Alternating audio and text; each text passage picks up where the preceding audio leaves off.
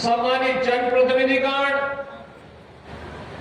और भारी संख्या में आज के इस कार्यक्रम में उपस्थित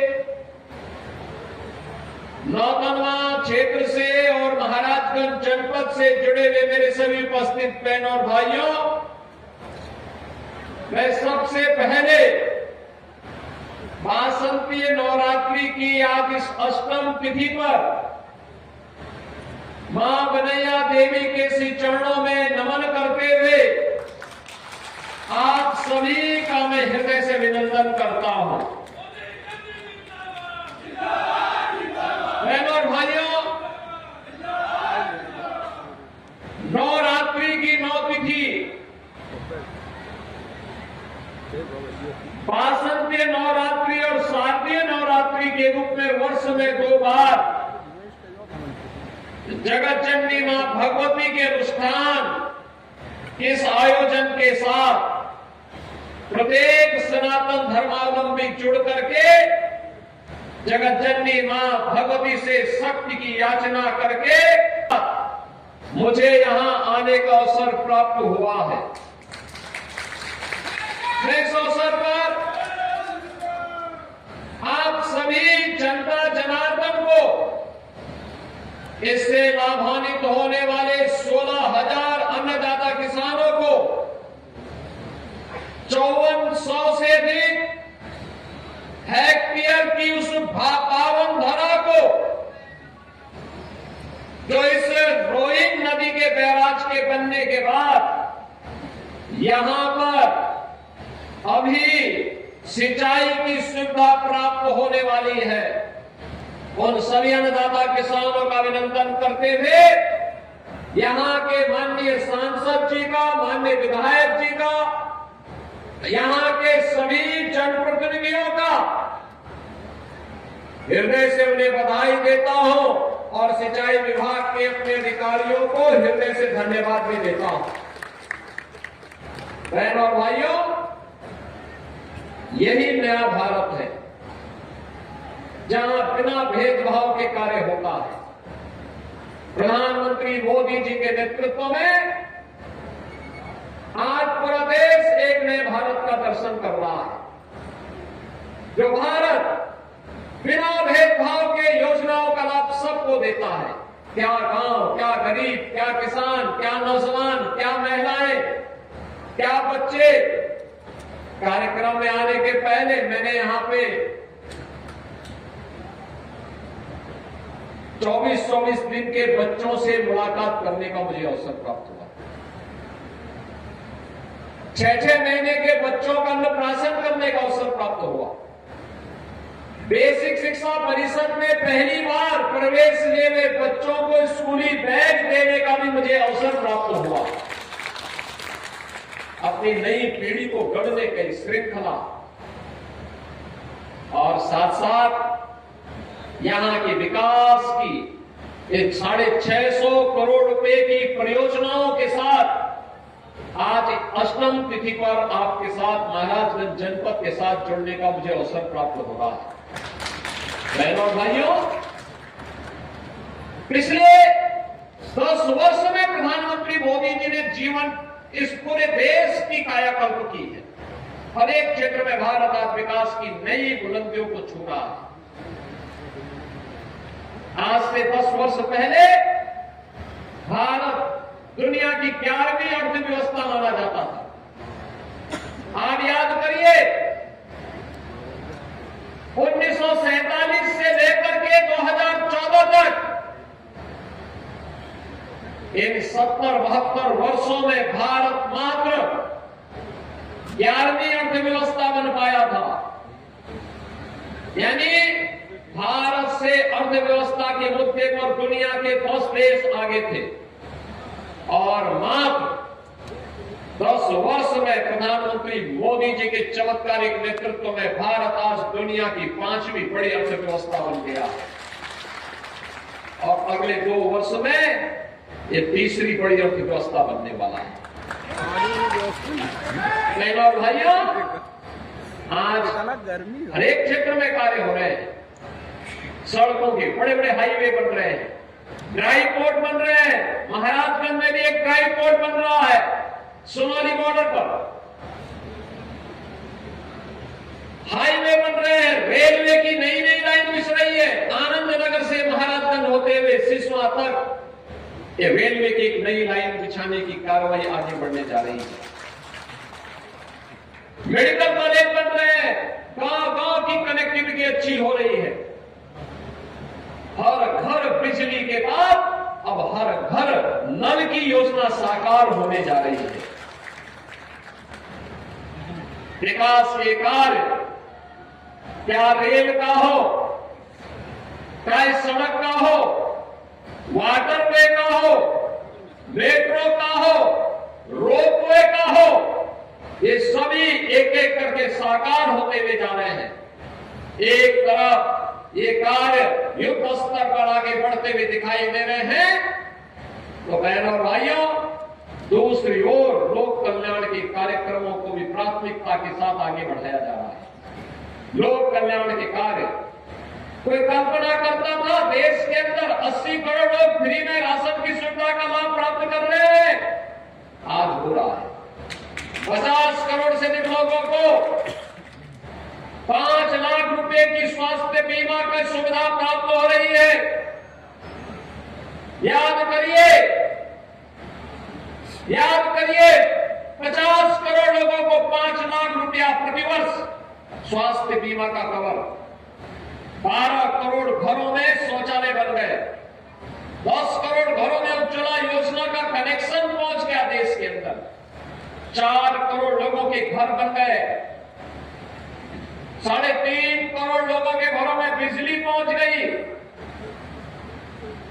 करोड़ों लोगों को देश के अंदर रोजगार और नौकरी के साथ जोड़ने का कार्य हुआ।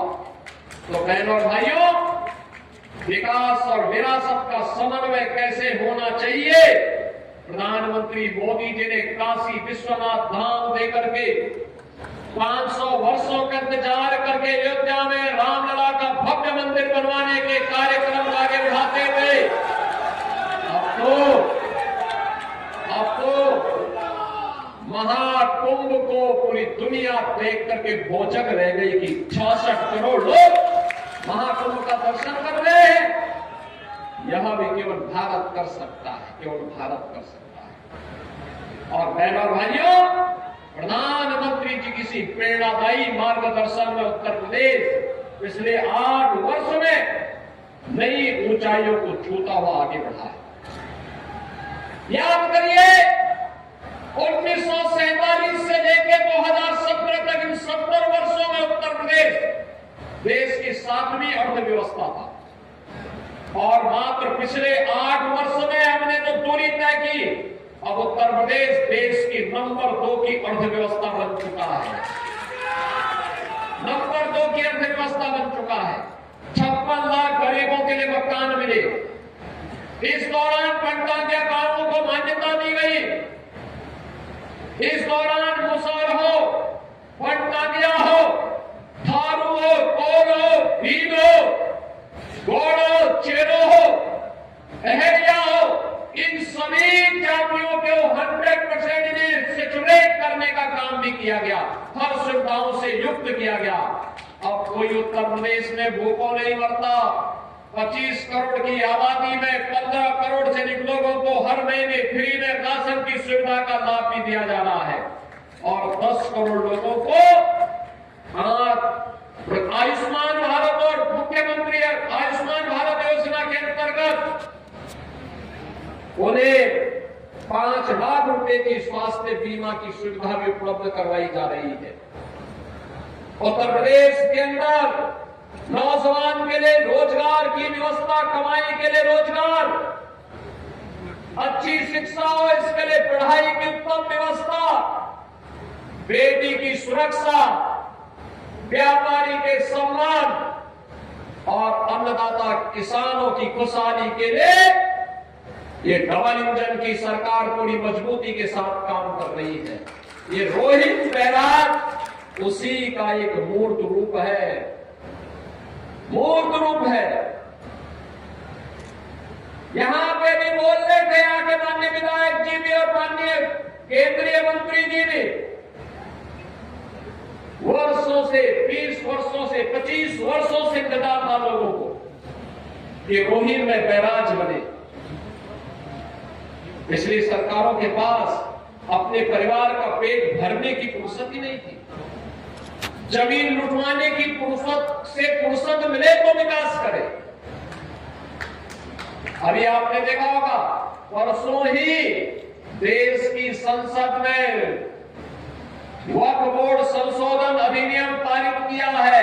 अब वक्फ बोर्ड के नाम पर जमीनों पर कोई डकैती नहीं डाल सकता, लूट खसोट नहीं हो सकती है, चौराहे की जमीनों पर कोई कब्जा नहीं कर सकता है।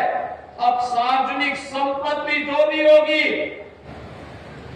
जो राजस्व की भूमि होगी, उसका उपयोग विद्यालय बनाने में, चिकित्सालय बनाने में, कॉलेज बनाने में, मेडिकल कॉलेज बनाने में, ऐसे बैराज बनाने में, गरीबों के लिए आवास बनाने में ही उसका उपयोग होगा। किसी बोर्ड के नाम पर लूट खसोट हमेशा के लिए लगाम लगाने का काम किया है। वक्फ बोर्ड संशोधन अधिनियम पारित होने के कारण अब ये मनमाने पन पर लगाम लगेगी।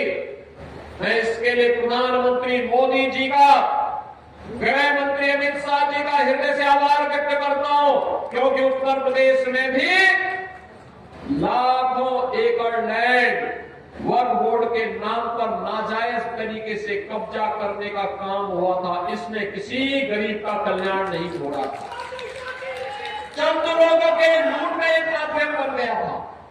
इस लूट पर अब लगाम लगेगी, सख्ती से लगाम लगेगी, और उसी लगाम के क्रम में आज हम सब आपके बीच यहां पर आए हैं।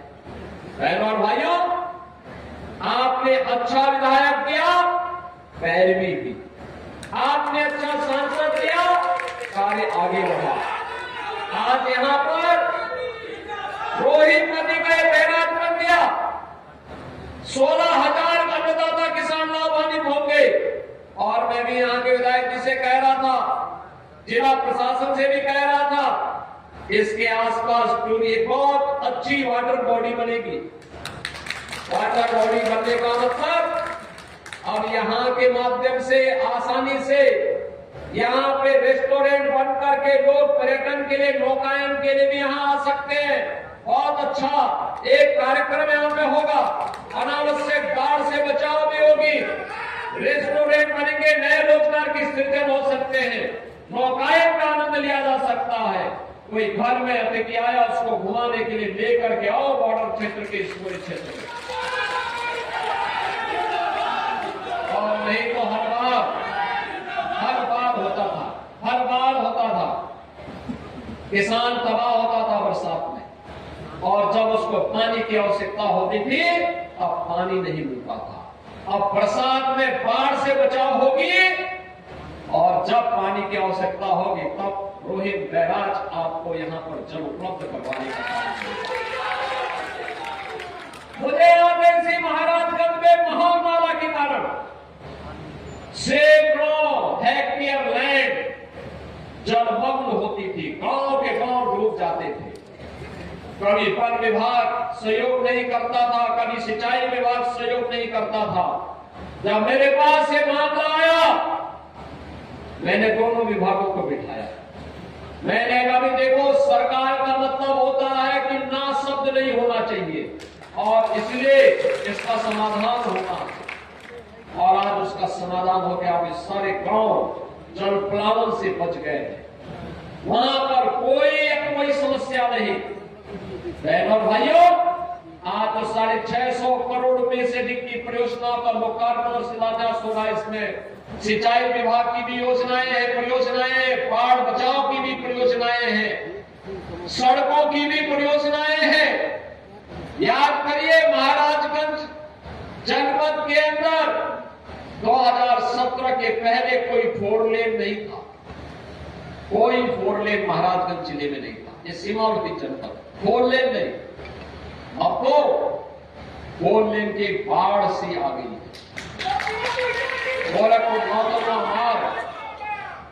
गोरखपुर नौतलवा सुनौली मार्ग के 4 लेन के अंतिम चरणों में चल रहा है। फरेंगा से महाराजगंज का मार्ग ये 4 लेन की दिशा में आगे बढ़ रहा है। गोरखपुर से हम लोग जब आ रहे हैं प्रतावन होते हुए महाराजगंज ठूठीबाड़ी निचलौर ठूठीबाड़ी के लिए निकल रहे हैं, ये भी 4 लेन बनने की दिशा में आगे बढ़ रहा है। हर मार्ग, गांव का मार्ग जो पहले 3 मीटर भी नहीं होता था, हमने कहा 3 से काम नहीं चलेगा, विकास आगे बढ़ाना है तो इसको 7 मीटर कर दो, कम से कम 7 मीटर। 7 मीटर के बाद को 10 मीटर भी किए जा रहे हैं। बहनों और भाइयों, विकास का कोई विकल्प नहीं, और उसी विकास के विकल्प को आपको उपलब्ध करवाने के लिए, आपके जीवन को मंगलमय बनाने के लिए हम सब आगे बढ़े। सिंचाई विभाग ने पिछले 8 वर्ष में अनेक कार्य किए।